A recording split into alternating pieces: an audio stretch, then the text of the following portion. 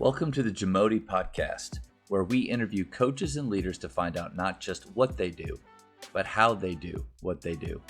Becoming the best version of ourselves is Jamodi, just a matter of doing it. 11 years at AHA as the head coach, is that correct? Head coach, yes. Head coach, yep. Yep. And so what was one thing that you felt like made your teams at AHA different?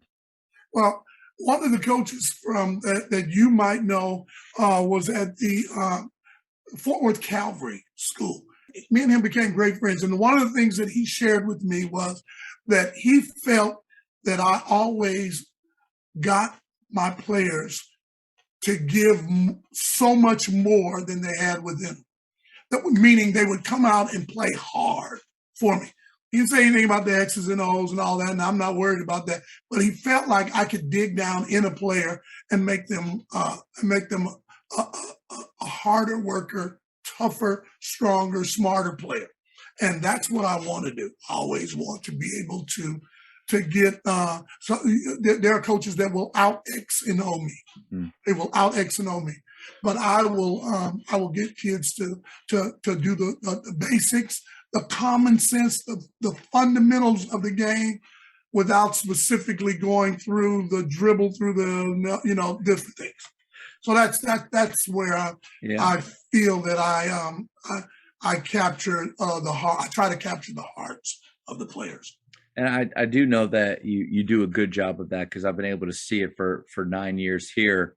And part of the idea behind the podcast is not just what, but the how, because there's so many great things. And what you said, you wanted your teams to be known for playing hard, and you got them to bring out more than yourself. I think as coaches, that's something that we all aspire to, but it's hard. And so if you could, I'm going to dig in a little bit deeper. Yep. Playing hard was what you wanted them to do. How did you get them there?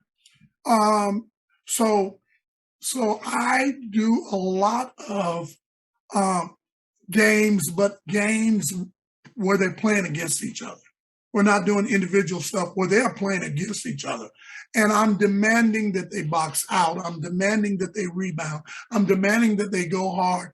I'm emphasizing taking a charge.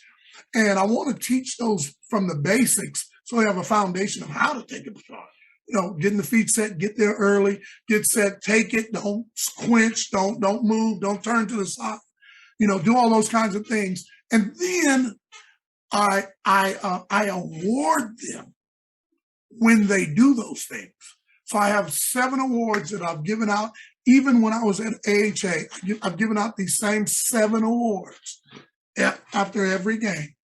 Offensive rebounder, defensive rebounder, assists, steals, an overall chart point MVP. You do charges too? Excuse me. Charges and also. Charges, yeah. Yep. A MasterCard take the charge award. And then the 7th one is the Barnabas Award, which is for it as an encourager.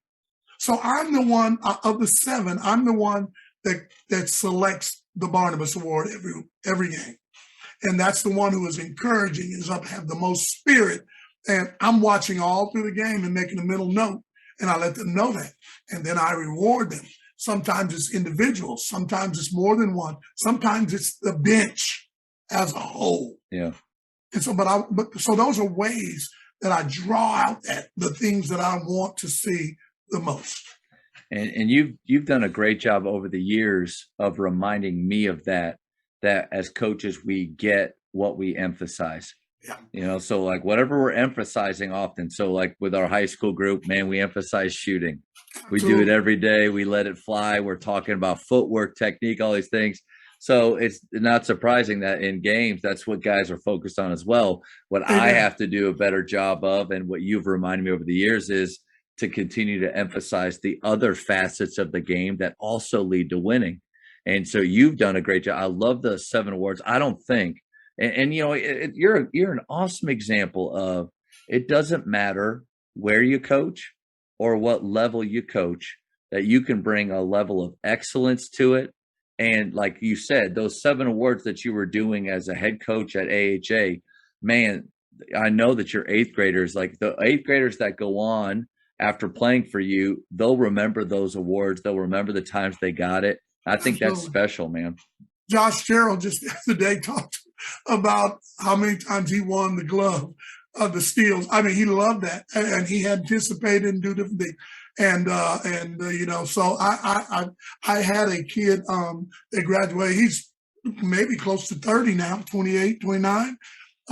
He we used to at the end of the year give the award to the one who won it the most for this season.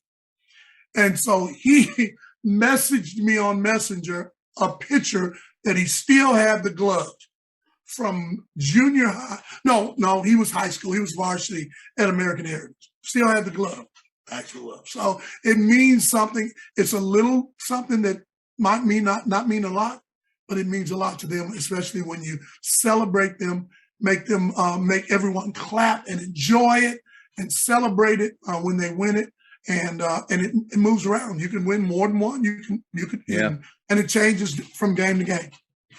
Yeah, 6 of them are statistical, so you really have to perform well on the floor to get them. But that 7th one, that's that piece of the puzzle that where the intangibles are bringing something extra, bringing your very, very best, especially when it's just in spirit on the bench.